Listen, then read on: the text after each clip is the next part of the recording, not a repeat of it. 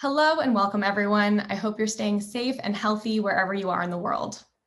Welcome to the first episode of the Voices of Sustainability virtual fireside chat series.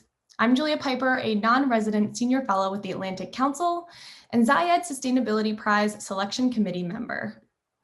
This Voices of Sustainability series was created to drive a dialogue on some of today's most important issues and to encourage submissions for the currently open Zayed Sustainability Prize awards cycle. Now, without further ado, I'm thrilled to introduce the Honorable Ólafur Ragnar Grímsson, former President of Iceland and Zayed Sustainability Prize jury chair. Hello, sir. How are you? I'm good. I'm well, thank you. Well, first of all, congratulations on the release of your new book, Stories for Kara, which I understand is already a bestseller in Iceland.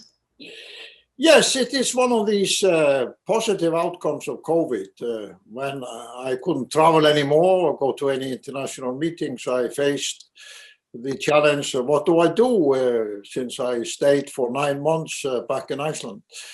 So I started writing these short stories in the morning about people and places I have met over the last 40 years. And by the beginning of June, there were 34 stories. And I first published them as a podcast and then as a book in the fall. And as you said, it sold very well. So maybe I will turn into becoming an author if the pandemic continues.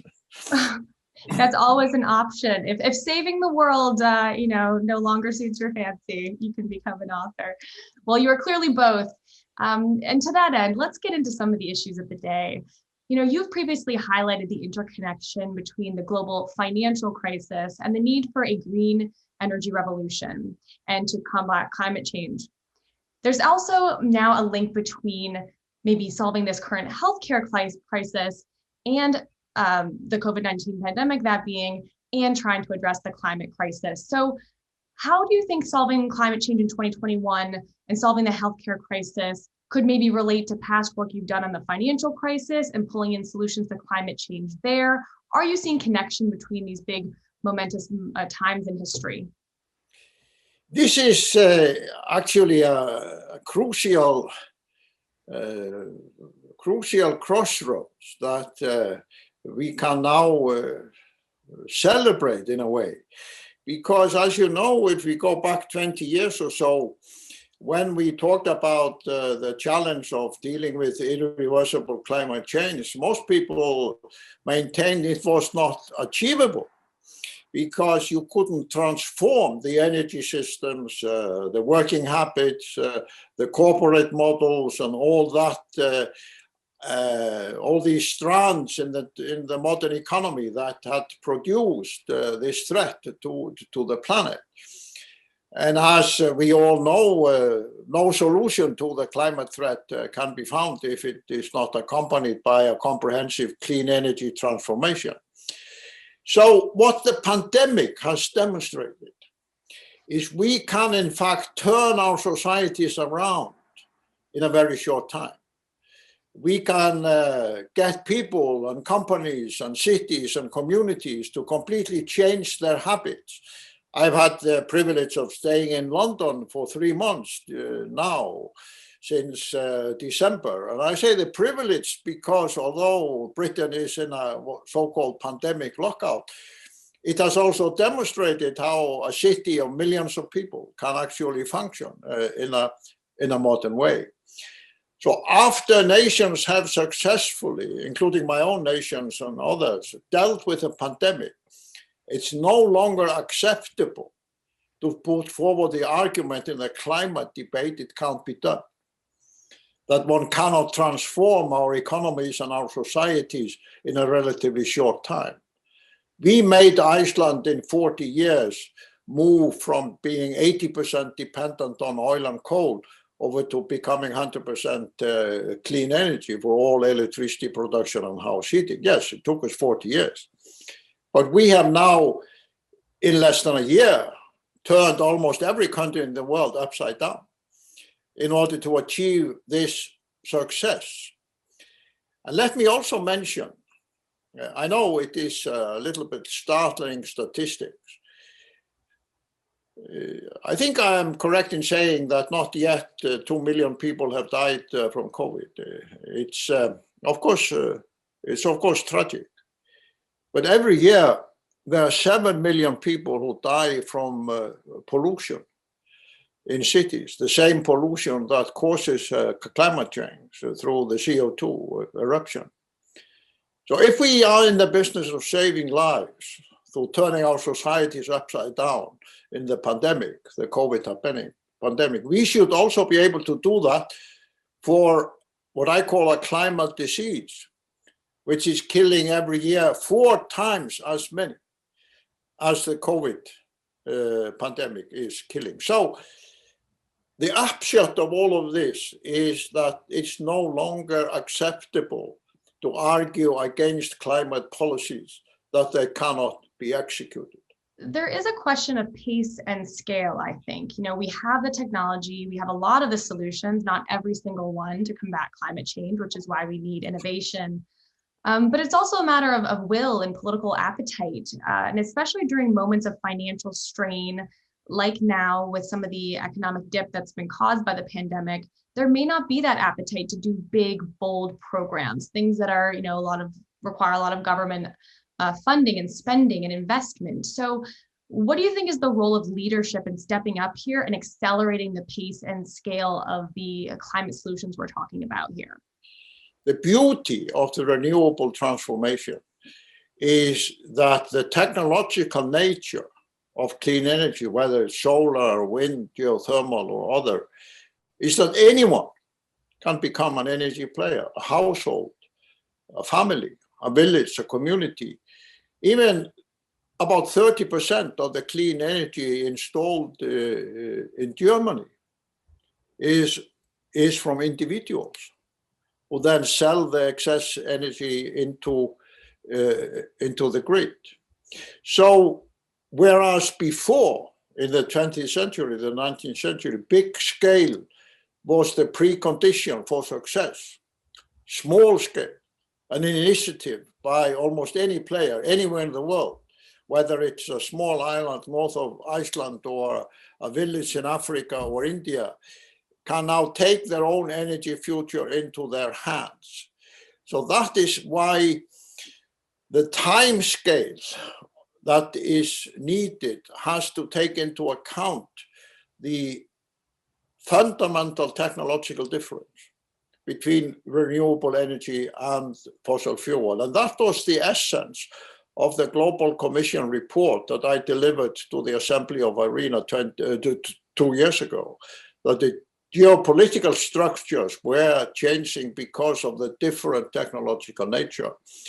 And because I have been privileged to follow Abu Dhabi in this area ever since I came to the first Future Energy Summit, when almost everybody thought it was a PR stunt to hold that summit in Abu Dhabi. And I think I was the only Western leader who actually turned up. People said, oil state wanting to be a center for clean energy. Come on, tell me another one.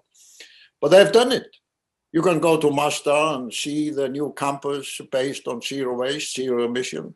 You can go to the headquarters of IRENA. You can look at the enormous solar projects out in the deserts based on cooperation between UAE, China, France, Germany, and other countries.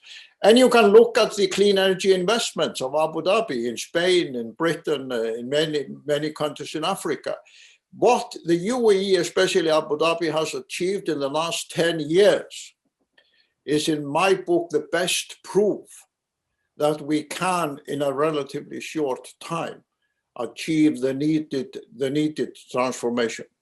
I want to go back to something you mentioned. You talked about the geopolitics of the global energy transition. You served as chair of the Global Commission on the Geopolitics of the Energy Transformation that examined how large-scale shift to renewables around the world would be impacting economies and dynamics in between countries. I'm curious, could you explain a little bit more about the top takeaways? And I wonder if I could add, do you think that the COVID crisis will influence those geopolitics of energy as well? Well, as you probably know, the commission was appointed in the early weeks of 2018, in the final years of Adnan Amin's directorship of IRENA. And we were given a year to map out the geopolitical changes. And I think when we came to the first meeting in Berlin, we were, I think all of us, a bit skeptical, because we had acknowledged the established view that this transformation would take a long time, maybe, perhaps, become apparent in the second half of the 21st century. But what we realized was that in the previous 5 or 10 years, enormous change had taken place, but nobody had put it together. So we were the first group to actually put it together and then develop the report to the Assembly of 160 states. So it is a fundamentally different geopolitical map that is now emerging. It's not already there, but we see the outlines very clearly. The direction of the train is absolutely clear, but how long it will take and the scope remains to be seen. But my view is everybody has been wrong in the last 10, 15 years of how quickly this transformation would take place.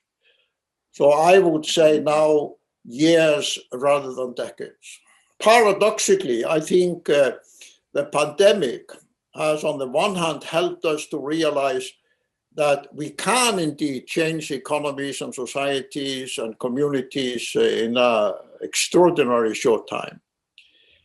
And secondly, it has transformed the mindset of involving everybody in the solution. Because if you don't involve everybody in the solution, you're not going to succeed. Right. I'm hearing a lot about the democratization expressing itself in different ways of this energy transition. That's super interesting. To go back to the geopolitics and maybe look at it a different way, we think geopolitics, we sometimes think risk. On the flip side, there's an immense opportunity, arguably an opportunity for collaboration through climate action. International collaboration is often cited as the way forward in achieving the Sustainable Development Agenda. But what does that practically mean, I wonder, from your perspective, when 78% of emissions are from G20 countries and the developing world is still lacking behind on the SDGs? So could you explain what you think global collaboration could look like in 2021? Well, I'm not sure whether the term global cooperation is the right framework. I would rather call it global awareness. Because the solution is not necessarily in the form of global cooperation, but we have all to come together in being aware and willing to solve the problem. And I think that has changed. If you look at the Gulf state, for example, I think all of them now have very ambitious clean energy targets. You have the Green Deal as a major part of the European Union policy. You have it as a core of the new American administration. You see President Biden choosing Secretary Kerry as a global missionary for this change. And of course, let's not forget how young people have marched in the streets. So we have never seen an awareness of this nature in the climate debate.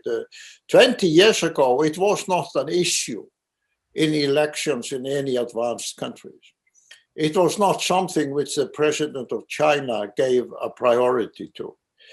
But as we know, the key to the success in Paris was an agreement between President Obama and President Xi Jinping, which was a unique act of Chinese and American cooperation.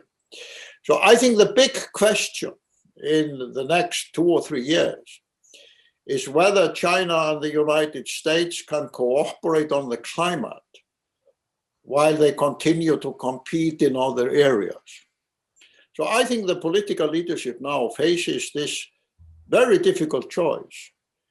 Do we really consider the climate change such a fundamental, crucial, existential threat to our planet that we need to galvanize everybody in order to deal with it? And isn't that priority higher than some other issues? I do want to bring in another stakeholder here we haven't really talked about yet, and that is the business community. In your book, you talk about experiences working with a number of world leaders, but also entrepreneurs over several decades. So what do you think is the responsibility of the business community here in driving the global sustainability agenda? Well, not only does the business community have a responsibility, they are also among the most prominent and crucial leaders. When, for example, Microsoft decided to build a big new data storage center in Europe and said we are only going to build it where we can get 100% clean energy to run this data center, it led them to locate it in Denmark, where they could use the wind energy in Denmark and the hydro energy through ocean cable that would come from Norway. And similarly, as you know, in the United States, Apple, Google, Walmart, and also the new investment policy announced by the leader of BlackRock, all of this indicates a very strong signal from the business community. And to some extent, one could say that although the Trump administration was hostile to climate cooperation, during those 4 years, American companies and American cities and some American states achieved enormous progress despite the policy that came out of Washington. So I have, for a number of years, been of the opinion that without a strong corporate business leadership in this area, we are not going to succeed. And it is fascinating to see the impact that many of these big corporations have had on the clean energy sector. We are seeing that already, absolutely. Just to round us out here, I'd like to take a couple questions that were sent in earlier from audience members. This first one has to do with the Zayed Sustainability Prize specifically. You are the chair of the jury. So in your experience, how do award programs like the prize demonstrate leadership in accelerating the sustainability race globally? Well, this is perhaps the most fascinating success of the Zayed Prize, because when it was launched, the world was full of prizes, large and small, famous and not so famous. So to expect a new prize to gather global interest was by no means given. A decade or so later, we see an extraordinary track record which the prize has established with nominations and participation from more than 100 countries in every continent of the world, by people in some of the poorest countries on the planet, as well as those in the richest countries on the planet. So one can truly say that in a remarkably short time, the prize has become truly global. And you see that in the award ceremony, which you mentioned before, which I agree with you, is an extraordinary emotional experience.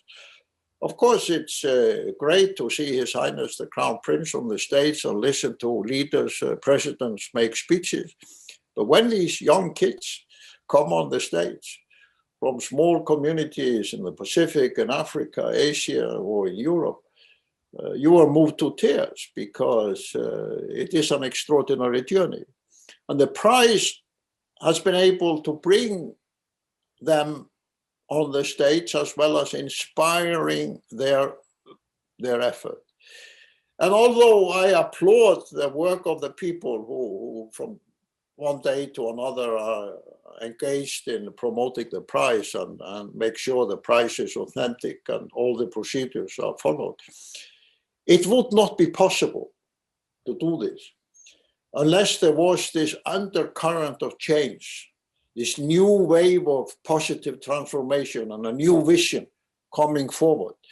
And the prize is simply riding that wave of aspirations and new vision. And by its existence, it gives people the recognition that they are being noted. As I have sometimes said to my friends who attend their glorious large conference where their prize is given out, because I was brought up in a small village of 300 or 400 people. You have to understand, when these kids come back to a community of perhaps 200 people, the community will remember for decades or even centuries how some of their young got a prize in Abu Dhabi for their effort and their initiative. So the impact beyond the young people on the communities, on the people, on the nations, on even states in faraway parts of the world should not be underestimated. It is a great accelerator, the prize. I feel it. It harnesses energy that is there and moves it to a new level, a new platform. I would agree with that anyway. I want to end with one last question. This brings it back home for you. Iceland is one of the global leaders in the energy transition. You referenced the leadership on geothermal. What are some other lessons learned that you think countries can take from Iceland's experience of moving to 100% renewables?